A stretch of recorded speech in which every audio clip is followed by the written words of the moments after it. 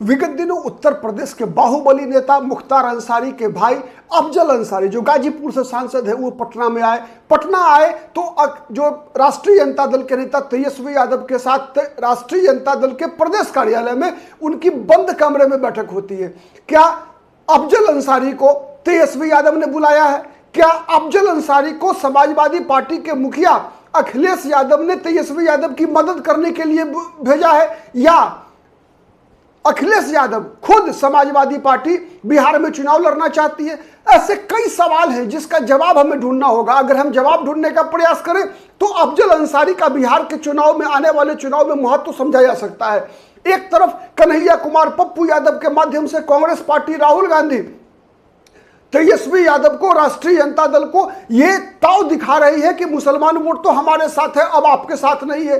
दूसरी तरफ प्रशांत किशोर जो नई राजनीतिक दल जनसुराज बनाकर बिहार में एक नई राजनीतिक लकीर खींचना चाहते हैं, वो स्पष्ट कर रहे हैं, मुसलमानों से वादा कर रहे हैं कि हम आपको आपकी आबादी 18% आबादी के अनुसार सीटें देंगे लड़ने के लिए। वहीं असदुद्दीन ओवैसी का आरोप है तेजस्वी यादव पर कि तेजस्वी यादव मुसलमानों से यादवों के लिए वोट तो ले लेते हैं, राजद को वोट दे देता है मुसलमान, लेकिन तेजस्वी यादव यादवों का वोट आरजेडी के भी मुस्लिम उम्मीदवार को ट्रांसफर नहीं करा पाते।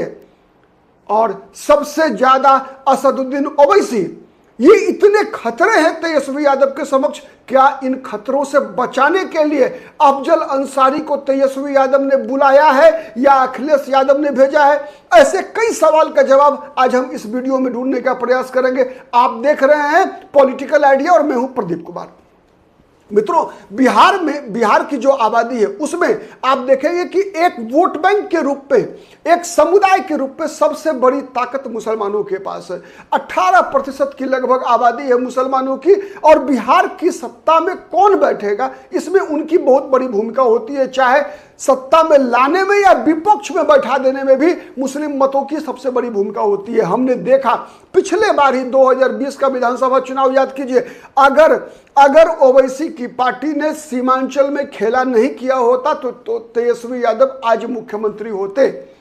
कई ऐसे विधानसभा सीटों पर जहां पर कि तेजस्वी या आरजेडी के मुसलमान उम्मीदवार थे, उनको यदि यादवों ने वोट दिया होता तो आज वो विधानसभा के सदस्य होते और तेजस्वी यादव मुख्यमंत्री रहे होते। लेकिन ऐसा नहीं हुआ। क्यों नहीं हुआ? ऐसे ही सवालों का जवाब है बिहार में अफजल अंसारी का आना। विगत सोमवार को अफजल अंसारी पटना आते हैं। पटना आकर सीधा तेजस्वी यादव से मुलाकात होती है और बंद कमरे में मुलाकात होती है, कोई नहीं होता। आप एक बात गौर करके देखेंगे, अगर विगत दिनों जो साल 1.5 साल का समय है, इसमें तेजस्वी यादव और अखिलेश यादव के बीच एक केमिस्ट्री बन रही है। मतलब दोनों एक दूसरे को कॉम्पीट नहीं कर रहे हैं, बल्कि एक दूसरे को आप कह सकते हैं कॉम्प्लीमेंट कर रही है। आपको याद होगा जब तेज प्रताप का मामला आया तो किस प्रकार से लिपापोती करने के लिए आ गए अखिलेश यादव। लेकिन जब अखिलेश यादव को पता चला कि नहीं, इसमें तेजस्वी यादव का हित किधर जुड़ा हुआ है, तो फिर उन्होंने अपने ट्वीट को वापस ले लिया। तो ऐसे कई इंसिडेंट आपको दिखेगा। एक कारण है। दूसरा कारण क्या है कि जिस प्रकार से कांग्रेस की बदली हुई रणनीति के कारण बिहार में तेजस्वी यादव कहीं ना कहीं परेशानी महसूस कर रहे हैं, वही परेशानी उत्तर प्रदेश में समाजवादी पार्टी भी महसूस कर रही है। तेजस्वी यादव के समक्ष जिस प्रकार से राहुल गांधी ने बिहार में कन्हैया कुमार पप्पू यादव, शकील अहमद खान, राजेश राम को खड़ा कर दिया है, वैसे ही उत्तर प्रदेश में अखिलेश यादव के समक्ष भी इमरान मसूद को आगे करके लगातार इमरान मसूद मुसलमानों के मुद्दे पर अखिलेश यादव से सवाल पूछ रहे हैं। लगातार इमरान मसूद अखिलेश यादव से लगातार सवाल पूछ रहे हैं आजम खान के बारे में, और ये आरोप लगा रहे हैं कि एक तरफा संबंध मुसलमान क्यों निभाए समाजवादी पार्टी के साथ। तो ऐसे कई सवाल हैं जिसका जवाब जो है अफजल अंसारी का बिहार के चुनावी मैदान में कूदना एक संकेत है। दूसरा एक और संकेत है, आप ध्यान दीजिए कि अफजल अंसारी गाजीपुर के सांसद हैं। गाजीपुर बिहार की जो सीमा है उससे सटा हुआ जिला है। विगत कुछ महीनों पहले शहाबुद्दीन जो सिवान के पूर्व सांसद थे, बाहुबली थे, वैसे ही जैसे मुख्तार अंसारी उत्तर प्रदेश में गाजीपुर और मऊ के इलाके में, तो शहाबुद्दीन के पुत्र ओसामा साहब भी आरजेडी में शामिल हो गए पिछले वर्ष और लोकसभा चुनाव के बाद। उसके बाद से आप देखेंगे कि लोकसभा चुनाव के खत्म होने के बाद से कहीं ना कहीं तेजस्वी यादव के अंदर मुस्लिम वोट बैंक के दरकने की जो छटपटाहट है वो स्पष्ट दिख रही है। इसीलिए तेजस्वी यादव ने ओसामा के समक्ष आत्मसमर्पण किया। कहा तो यहां तक जाता है कि लालू प्रसाद यादव स्वयं हिना साहब को लगातार फोन करते रहे। शुरुआत में कई फोन तो हिना साहब ने उठाया तक नहीं, इग्नोर किया लालू प्रसाद यादव को। फिर भी लालू प्रसाद यादव ने हिम्मत नहीं हारी और शरणागत हो गए हिना साहब के समक्ष कि आप किसी भी कीमत पर आप आइए हमारी पार्टी में, ओसामा को सक्रिय कीजिए, अदरवाइज हमारी जीतने की संभावना खत्म हो जाएगी। आपने देखा जो 4 सीटों का उपचुनाव हुआ था, बेलागंज, तरारी, इमामगंज और रामगढ़ का, उसमें बेलागंज में किस प्रकार से ओसामा साहब सक्रिय हुए आरजेडी के लिए और ओसामा साहब को वहां पर मुसलमानों के ही विरोध का सामना करना पड़ा, क्योंकि वहां मुसलमानों ने कहा कि नहीं, हम आरजेडी के उम्मीदवार सुरेंद्र यादव को वोट नहीं दे सकते। तो ये चीजें ओसामा, वहां पर उस हंगामा भी हुआ, मारपीट की भी स्थिति बनी वहां पर। तो इसीलिए ओसामा को कहीं ना कहीं यह एहसास हो रहा है कि अकेले वो काफी नहीं है। मुस्लिम वोट बैंक को विशेष रूप से ये जो गलियारा आप कह लीजिए पूर्वी उत्तर प्रदेश से सटा हुआ बिहार का इलाका है, चाहे वो शाहाबाद का इलाका हो, चाहे वो चंपारण का इलाका हो, चाहे वो सारण प्रमंडल का इलाका हो, इस इलाके में मुस्लिम वोटर्स पे कहीं ना कहीं आप देखेंगे कि शहाबुद्दीन बिहार के क्षेत्र में और उत्तर प्रदेश से जो इलाका ज्यादा सटा हुआ है, कई जिले ऐसे हैं, कई ब्लॉक ऐसा है जो उत्तर प्रदेश के ज्यादा नजदीक है सीवान और गोपालगंज की तुलना में।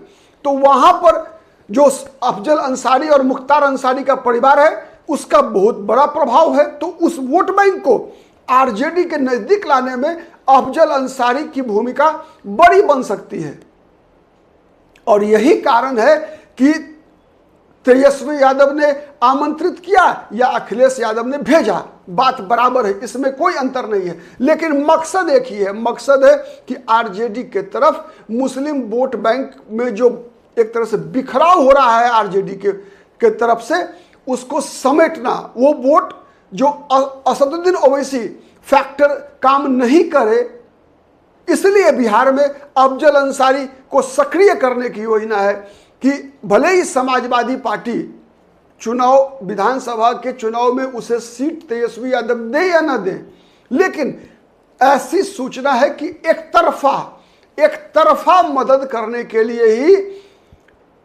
अफजल अंसारी को तेजस्वी यादव की तरफ से बिहार में भेजा गया है। और चर्चा ऐसी है कि अफजल अंसारी तेजस्वी यादव की आवश्यकता पड़ने पर चुनाव प्रचार भी करेंगे आरजेडी के पक्ष में, राष्ट्रीय जनता दल के पक्ष में। क्योंकि राष्ट्रीय जनता दल में आज ये स्थिति है कि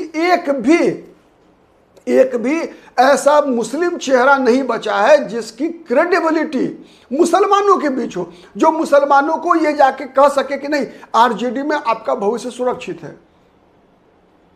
ले देकर एक अब्दुल बारी सिद्दीकी बचे हुए, लेकिन वो भी अब बुजुर्ग हो चुके हैं। कई ऐसे उदाहरण अब्दुल बारी सिद्दीकी के स्वयं समक्ष है।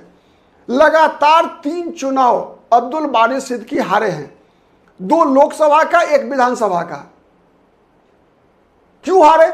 इसलिए हारे, चाहे वो केवटी का विधानसभा चुनाव हो, चाहे वो अलीनगर का विधानसभा चुनाव हो, चाहे वो दरभंगा का लोकसभा चुनाव हो, चाहे वो यहाँ 4 चुनाव या मधुबनी का लोकसभा चुनाव हो। ये चारों चुनाव आरजेडी के टॉलेस्ट मुस्लिम लीडर अब्दुल बारी सिद्दीकी केवल इसलिए हार गए कि उनको यादवों का वोट नहीं मिला।